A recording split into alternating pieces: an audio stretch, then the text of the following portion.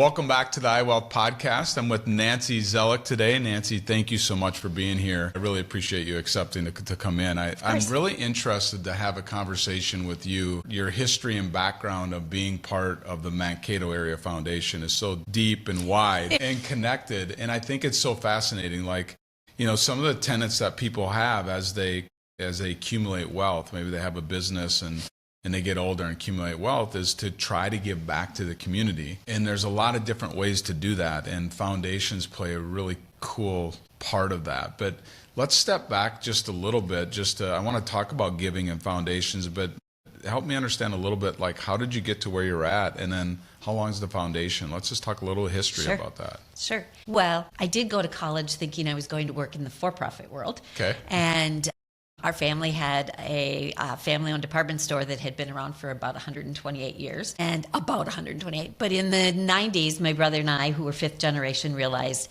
family-owned department stores aren't going to exist much longer. It was a very, very difficult decision, but it was the right one. And there's been many times since then that I have realized that I'm grateful I'm not in retail at the moment. But at that time, because that's all I knew. I had this was a family-owned business. I'd been in the community forever, and I had to kind of re-envision myself a little bit and figure out what was the next step. So I stayed home. Were you married at that time? I was married, yep. Okay. And in fact, when the store closed, I just had our second child. Can we say what the store's name was? Brett's Department Store, sorry. I remember Trudy, my wife. I remember her going to Brett's. Like, that was the spot to come to Mankato, and we were little town of Waterville to come and shop. So, yeah. It was, so cool. And we had about 20 stores at the time, all in southern Minnesota. And but at that time, smaller communities, the Otanas, the Hutchinsons, the Faribaults were kind of the regional retail hubs. Mm-hmm. But that has changed. Yeah, a lot. And so with those changes, changed my world a little bit. So I decided initially to stay home with my children, and I enjoyed that immensely. But once the youngest was in kindergarten, I thought, time to do something. I had volunteered a lot when they were younger and had some interest, but somebody approached me as my daughter was in the regional ballet and approached me and said, how would you like to be our first executive director? And I had never worked for a nonprofit. I had volunteered, but I really had no idea what that meant. But it sounded fun, and I could use all of my business marketing skills that I had acquired in the for-profit with something I loved. I had danced all the way through college and believed in it and thought, this could be kind of a cool gig. I learned on the job what it was to work for a nonprofit, which is unfortunately what too many of us have to do. But I drank the Kool-Aid, and there's not a big manual when you showed up that first day. No, and there's no very few. There's some certifications, but there's very few areas where you can go get a degree in nonprofit.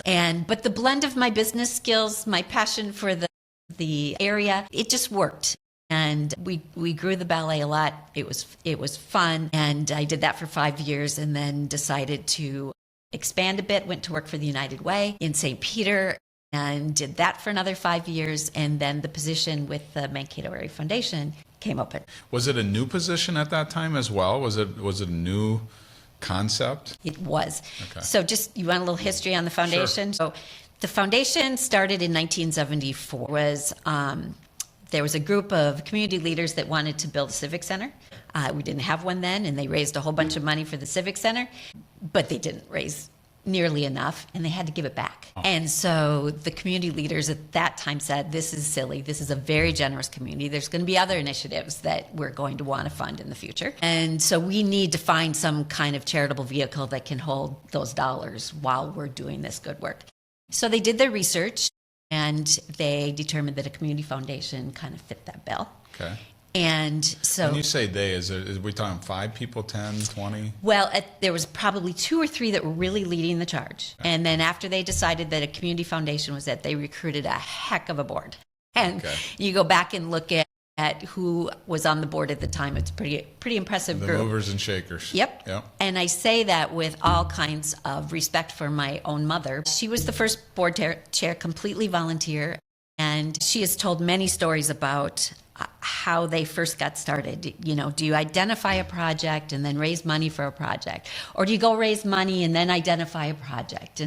And they chose to identify a project, and it was the fountain in the library. The library was just being built. And let's stop right there for a second, because what just popped into my head, and I've been through this with churches. It seems to me that people are much more willing to give to a church to redo the parking lot than to give to a church for operating.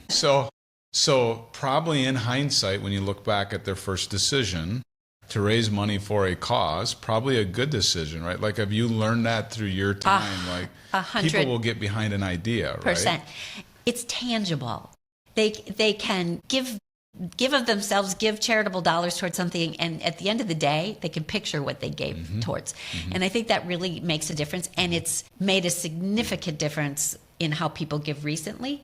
And we can go back and talk about that, because that's kind of a little bit of how donor advised funds evolved and some of that. But anyway, so they raised money towards the fountain in the library. It's beautiful. It's very unusual. And then they decide, I was pounding on the table, which he said not to do. Be careful. Yeah, exactly. And then they decided, they identified the next project, and they identified some significant. Red Jacket Trail was one of them, Williams Nature Center. These were, you know, several $100,000 or $1 million projects. And so that's how the foundation got started. And what we call that, kind of in our world, is that was more of a community chest model, because they were raising money for a project and then they deploy it. And then they would raise money for the next project and then would go away. So it's not a perpetuity model. And if at any time, you know, they decided to shut down, or the board had other ideas, you know, the community foundation could have gone away. So it wasn't until early 2000s, again, we're still completely volunteer run. Early middle 70s all the way up to 2000. All the way to 2000 when they received an endowed gift. And the board said, you know what, this is such a good entity, this vehicle that we're using makes so much sense and is so important in this community. We need it to be a perpetuity model. What's an endowed gift? What's that? That means that the principal of the gift, so they gave $400,000, that gets invested and you can't spend it. Okay. So you invest your assets and you grant off your income. You live off the interest. And you just live off the interest, and that then provides you with that perpetuity. And so that changed your thinking. Or the leaders at the time, that changed their thinking and just said, maybe we should work more towards accumulating some assets. Not necessarily endowed, but you can treat it that way. You can invest the assets and kind of just work off the income. So the next big gift, they had $1 million gift came in from Thin Film in Mankato. Okay. And which I still think was just incredibly insightful, forward-thinking, because that company gave $1 million to a group of volunteers to manage. That's a lot of trust. Yes.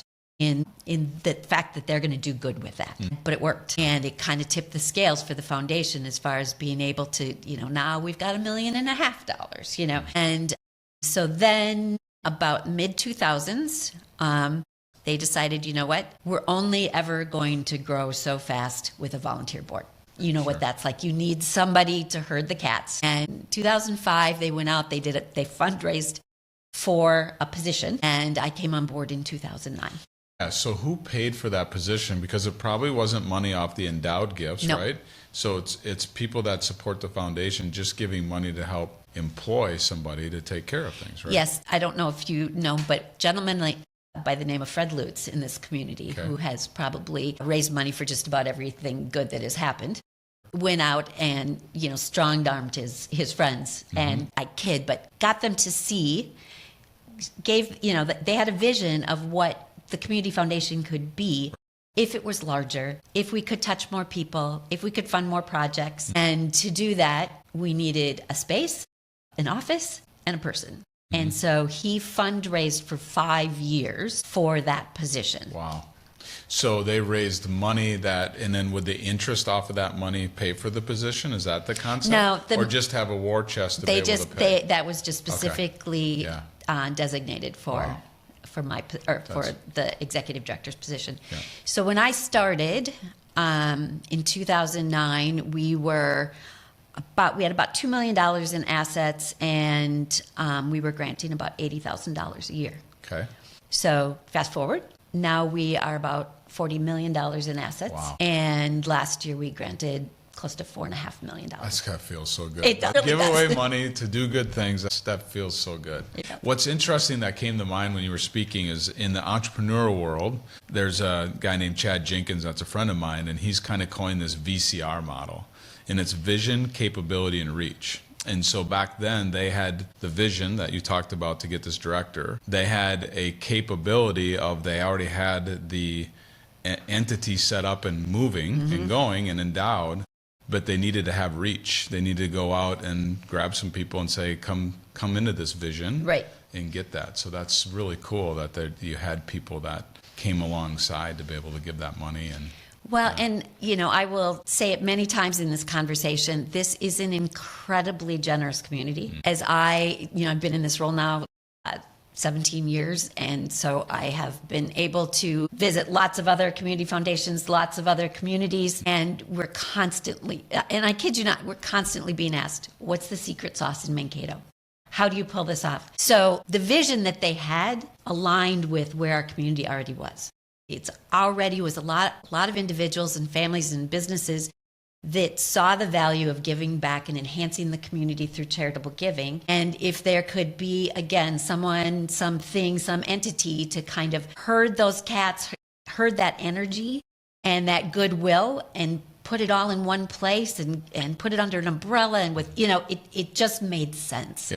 And I think Fred was able to get others to go along with him and believe in that vision. Yeah. How long have you been there now then? 17 years. 17. So I know I've known you for a while, and you won't, brag about yourself or toot your own horn, but I did see you step up and help other foundations. You're not going to give yourself credit for where this thing has gone, and it takes more than one person. I get that.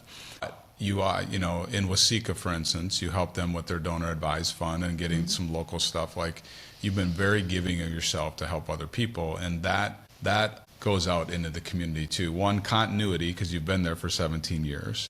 And then two, just to be able to have the heart to give and help and just show up and find out what happens, right? And so I commend you on what you've did too, Nancy. Like, there's a piece of that for you. Thank you. And I enjoy working with organizations like the Waseca Foundation because obviously I've seen this organization at its grassroots, smallest point, and saw it grow. And that there's trial and error involved in that. And again, you're learning a little bit on the job. But I also was able to reach out to other people and say, how did you do this, and how did you grow your foundation, accomplish that? And people were really kind to me. And so it's fun for me to be able to give back and be able to say, okay, I'm not the newbie on the anymore. I've done this, and let me help you, because sometimes just having a more direct route gets you some suggestions, get you there a little quicker. Yeah. You've had one of the things that I would imagine that you have to deal with is balancing those boards. There's different personalities, different people, and I'm sure you've had good boards and some boards that weren't as good, just because of the people and dynamics. What makes a good board member? What helps make that community foundation run better? Someone is watching this, like, I want to help the community too. What makes a good board member? Have you ever thought about that? Oh, a lot. What you're talking about is difficult for all nonprofits. The board makeup is incredibly important to how a nonprofit functions. There's overreaching boards that feel it's their responsibility to actually help run the organization. There's boards that are hands-off and aren't supporting the board or the director enough. So you've got to find that sweet spot balance. For me, because we now have staff. Boards evolve. And what I needed when I first started was different than what I need now. When I first started, I needed a marketing committee with people from my board on it that were helping to review marketing materials and providing their expertise to do that. It was more of a working board. As we got bigger and I was able to add staff to the picture, then I wanted more of an oversight and governance, and I want to be able to tap your expertise for other things. So the type of board you have really depends on where you are in the life cycle of your organization. So again, right now, to answer that question, I enjoy it. Not everybody does, but I absolutely enjoy working with the board because I've got 20 individuals around the table, 15 to 20, depending on where we're at, who are unbelievably smart and committed. And I go to work every day and I can tap this one and I'm suddenly learning something about the law. And if I'm talking to this one, they're helping me talk about our plans to purchase a building and what all that involves. So these varying levels of expertise, I feel like I'm just so lucky to be able to surround myself with people like that. Yep. And that they're willing to share that with me. So we actually have pretty sophisticated, what we call our board matrix, because it's very important to us that we have financial skills sitting on the board. Because we have significant assets invested, we want investment expertise sitting on the board. We want people who have relationships in the community. We have strategic thinkers on the board because we have a strategy and governance committee that's always talking about where we go and what's the next step. And then we just have people who are interested in giving back and what that charitable component looks like. So we keep a pretty sophisticated list, and I can say, okay, 2 years from now, we've got a CPA going off the board and an attorney going off the board. And so are we bringing someone in now so that we can overlap and have that expertise? We aren't throwing a dart at the dartboard. Yeah, it's a massaging of the It list. very much is. Yeah. And the skill sets that we are trying to attract or need on the board also evolve. Sure. As to depending on where we're at the time. So well, let's talk about giving. So I've been working with clients for 30 plus years on saving and investing money and making smart decisions with their money. I've learned that family meeting is so important when it comes to, mom and dad sitting down with those kids to tell them what the financial story looks like and what they want to have happen. But I've also seen resistance to some people not wanting to give any money while they're alive and have recognition and things like that. Like they keep everything close to their vest. I've encouraged a lot, and a lot have, where they've given money, where if you're going to do something, do it now so you can see kind of what happens. Take me through those, because you've had those conversations too with people that are on the fence. Should I give to the foundation, or do I just wait and give it to them when I die? How have you approached that with people? And have you seen people turn the corner a little bit and say, I want to see good things happen now with funds? So one of my taglines is, when you've met one donor, you've met one donor, because there are no two alike. And they come to us for very different reasons. Some come to us, they've had a life event, they've sold a business, they may have a tax consequence, but they're already charitable. Nobody comes to you because they just had a tax consequence. Right. They already have a charitable component that's just helping them get there. Correct. And they want to give. Others we work with a lot of people who start their conversation with us because they're looking at their estate planning and what that looks like when they're not here anymore. And many people come to us because they don't have heirs. They don't have any kids to leave it to, so they're choosing to give it to the community. But that's not the case for everybody. Some feel like, I'm going to leave things to my children, but there's more than they need. I'm going to leave the rest to the community. I often quote Denny Dotson, who's well known in our community, and Denny worked with an attorney, and together they created the philosophy that when you do your estate planning, consider the community as one of your children. So he had 4 kids. So he is dividing his estate between his 4 children and his 5th child, which is the community. And I think that is a really neat way to think about it, because it's again tangible. It makes sense. It's not cutting anybody out, and yet it's making space for that organization or that community that helped you get where you are. Right. So I love that. So that initial conversation that we have with the individuals with their estate planning, we first, it's all baby steps initially. But if someone comes to us and said, nope, this is just for after I die, we obviously want to fulfill those needs. But then we start talking to them about giving while they're alive. And usually a donor advised fund is a good tool to do that. And one of the things we talk about is that if you're entrusting us to manage your charitable giving after you die, it would be really nice to work with you while you're alive. because we're going to find out things about you, and you're going to find out things about yourself in how you like to give and what kinds of things you want to give to and what kind of a difference you want to make. And if we can do that while you're here on earth talking to us, it will make us that much better after you pass. And so we have been able to turn a number of people, because they can start small and they don't have to create a huge donor advised fund, but it just gives us that inkling. But I like to say that charitable giving becomes a little bit addictive. I mean, and that's our job, is that we want to make it fun. We want to make it rewarding. We want to have them see everything that they accomplish through their charitable giving. It's not just writing a check and, that's the last I ever hear or see of it. There's real engagement in it. And when we can do that, I cannot tell you how many times we've then had people come back and say, well, now I want to do it again. Yeah, here's a bigger check. Exactly. Yeah, which is great. Talk about donor advised funds. So again, in my world, there's charitable remainder trusts. There's several ways that people can give, but the most common I see is donor advised fund. I have a donor advised fund myself. You said you can start small. If somebody wants to give to the Mankato Area Foundation to help the greater good of Mankato area, what's that start small look like? Like, what can that look like? One of the things that when I started, there was a minimum, and it was a minimum of $25,000, which to establish a fund, which kind of makes sense based on fees that get charged and some of the back office numbers. But it was really important to me early on to say, I don't want to put a minimum on it, because then we're leaving some people out. We're saying charitable giving, you can't be involved in charitable giving until you reach a place in your life where it makes sense. Well, to some people, when they have kids and then their kids are in college, and then it feels like it's always going to be something I'm going to do later. So if we can get them to dip their toe in it early, we really work hard to do that. Make some exceptions if you need to, those type of things. Exactly. You know, when it comes to donor advised funds, the one thing that maybe you didn't pioneer this and you were able to get an idea somewhere else, but it's super interesting, and it's been applied in the Waseek Area Foundation now, is you figured out a way where people can continue to work with their financial advisor.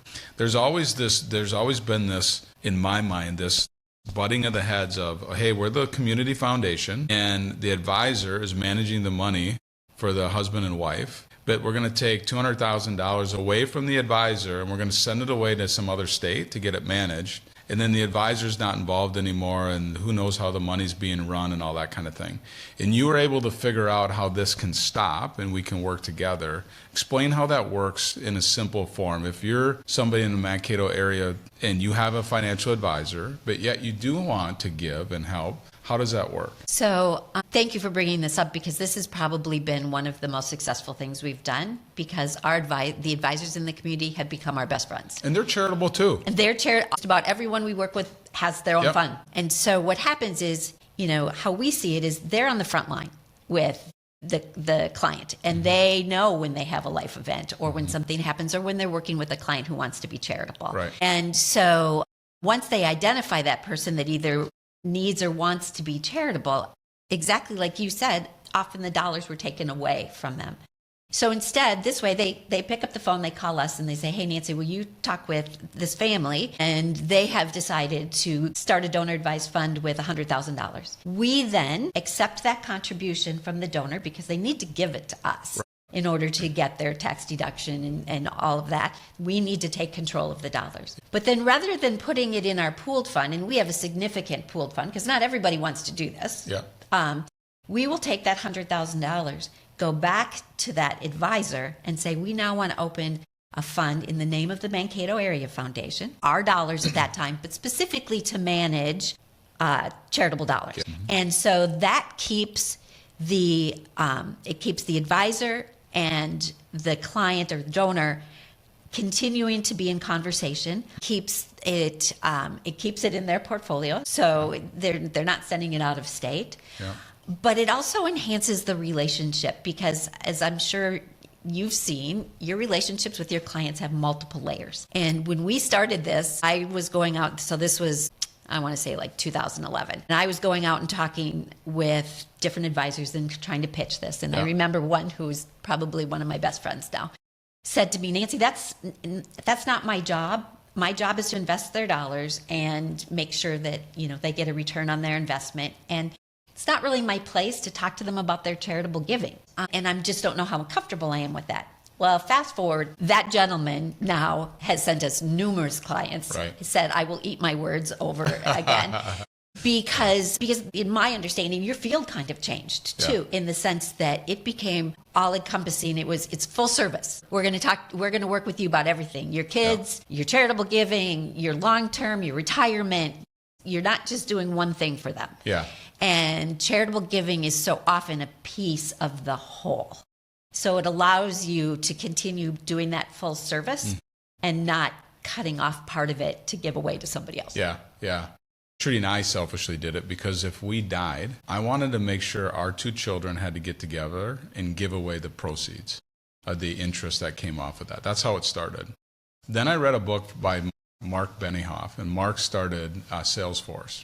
The day he started Salesforce, he also started a donor advised fund, and they put a percentage of profits immediately of revenue into that. And I'm like, well, if he's doing that, why can't I do it? And so today, 1% of our net revenues goes into our foundation. Every quarter, we write a check and put it in there. And it's just giving back for the people that we're helping. I would like to see that modeled even more in businesses. I think there's a ton of charitable businesses that exist in local communities like this that could easily set up their donor advised fund, take a percentage of profits, if that's what whatever their metrics are, and put it into that donor advised fund, and then use that for scholarships and different things like that. So I'm not trying to brag at all because I copied it from Mark, but I really like that concept. And so I try to tell that story as much as I can because I think other businesses just haven't thought about it.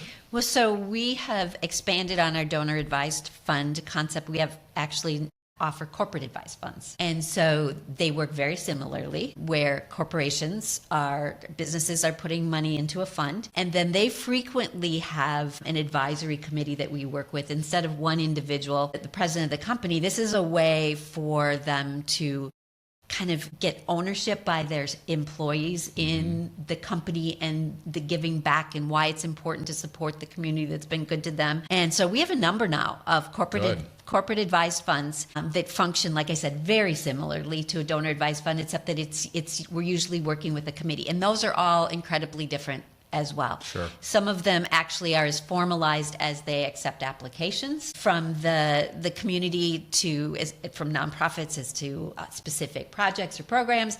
Others identify pillars that they want to give to, and they look to us to provide that kind of insight about the community and what some of the greatest needs and opportunities are at the moment. But they're also very fun and very much catching on. And partly, Brad, is because this generation that we're hiring now, giving back to the community is important to them. It's a big deal.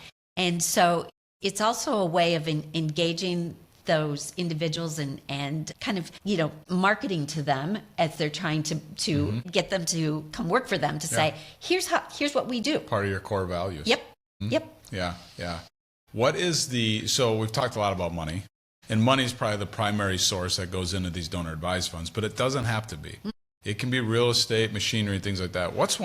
Don't use names, but what's one of the unique thing that you've seen given to the Mankato Area Foundation? We took an excavator. An excavator? Yeah. Did you drive it? I did not. We took a picture of it. So we had an individual during COVID that had an excavator, and it had been appraised at $25,000. And the reason it was, we can say no. Clearly, we can say no. But at that time, I don't know if you remember, excavators were difficult to get. Right. And so he assured us that this would be, relatively easy to sell. The donor can't pre-sell it. We've got to take it and again sell it. So we took the excavator, and I think 3 days later, and we sold it for $35,000 instead of $25,000. How did that help him? So let's back into this. How did it help the guy that gave it? So that $35,000 then populated his donor advised fund. Okay. So he gave us an asset, we sold it, and the monetary value of that went into the donor advised fund. Yeah. So his charitable gift that year was $35,000, and he took a depreciated asset that he had on his balance sheet and was able to give that over. That's super interesting. So so you don't have to give just money. You can give, they have to accept it, to your point, but right. And so artwork and We have taken artwork. That's hard because it's hard to get an appraised value. It's hard to sell. But buildings, land, there's been many assets that have come. And again, when something, a non-cash asset comes to us, we actually have a holdings committee, or that it's another people with very specific expertise that sit around the table and do a deep dive on how saleable is that asset. Sure. Because you really don't want a piece of land sitting on your books for 10 years if you can avoid it. The idea is really that you want it to come in and go out. Yeah, yeah. The last thing I want to touch on before we end, when someone gives, so this $35,000, let's say that's now in this donor advised fund, what kind of discretion does the couple or person get? Like, can they say, I want you to support United Way with this? Can I want a scholarship? Like, how does that work? And can they be hands off, or can they have a little bit of say? No, so if it's a donor advised fund, they can have quite a bit of say. So many will come to us with very specific, they know who they want to give to. I want to give $5,000 to the United Way. I want to give $5,000 to the ballet and another $5,000 to the Salvation Army, whatever. They can be very specific. And as long as they are a qualified 1C3 doing good work and they check all the boxes for us, because we will make sure, there's absolutely no reason not to follow through on their giving. But other people, Brad, come to us, and again, we talk about they've been working hard, they've been having their heads down in their careers or building a business, and charitable giving maybe hasn't been on the forefront of their minds as far as, once I have these dollars, how do I give back? So one of my favorite things to do is to sit down with couples or families or individuals when they're kind of saying, we don't know what that looks like. And we spend a lot of time, where have you volunteered in the past? What have you done? Trying to find that. Yep, trying to find that thing that you see them light up. And then we often say, use us as a resource. So if you care about food insecurity, there's 10 organizations in the community that serve in that capacity, and some are sending food home with kids on the weekend, and some are food shelves, and some are helping college students. Let us just share with you what those different opportunities are. And so that's where I think the value add of a community foundation is. Commercial products of donor advised funds work for a lot of people. They know exactly who they want to give to, and it makes sense, and they give to the same 5 people every year, and they can go on their computer and just fill it out, done. That's a certain kind of donor. Makes sense. But if you really want to know how to have the greatest impact and know how your gift, what's that tangible that is a need in the community. I'll give you one example. A couple years ago, our local food shelf got hit by lightning, knocked out their electricity and their freezer. And they suddenly had a $10,000 bill that was not in their budget. And they came to us and they said, what do we do? I sent out 3 emails to our donors, and in less than 12 hours, I think we had one donor who picked up the entire $10,000. They had got incredible joy from making that gift. And the food shelf could fix their freezer and their electricity the next day. They didn't have to stop and take the time and call their donors and tap dollars that maybe they needed for operating later on. They could come to us. And that's where, to me, a community foundation is so effective and so efficient, and it's such a win-win. It was a win for Echo Food Shelf, but I'm telling you, it was just as big a win for that donor. They were so proud of that gift. It goes back to what we said about giving to something, right? Versus just to the church operating fund, back to the church analogy. They were able to solve a need. So when we find those opportunities, now that we've grown, and I think when we started, we had maybe 6 funds, and none of them were one was donor advised. We now have got about 150. So now we've got this pool of people, and these people like the arts, and these folks like to help out with food insecurity, and these care about children, housing instability, you name it. So when we become aware of a situation that a nonprofit is trying to fund or help with, we've now got this group that we can go to for those specific needs. And so our role is to get to know them as well as we get to know the nonprofit sector, and truly be that one in the middle, connecting them. we're not restricted by a dollar amount necessarily, and we're not restricted to have a conversation. So if somebody is charity inclined, if you've been blessed enough to have more than enough and your kids are doing fine, there's needs out there, there's ways to support it, and you can get involved as much as you want to, or you can pass it off to a foundation like that that has 20 community board members that are going to help you with it. So it's just a neat thing. And once again, I just appreciate you being here, but also take some credit. You've been there a long time, and you've helped this thing grow to where it's at. Well, what a special gift for me too. 17 years later, I'm talking to you about this, and I'm just as excited about it now, and what the capabilities are and the difference that a community foundation can make as I was, when I started. Well, actually, I'm probably more excited now. There was a lot of hard work back then. But it's the field is amazing, and it's a gift because I get to work with people like you and Trudy and donors who want to give back, and then I get to see the difference that they make with the nonprofits who are working so hard on the front lines that, doesn't get better than that. It's a beautiful thing. It is. Beautiful. Well, thank you so much. I appreciate it.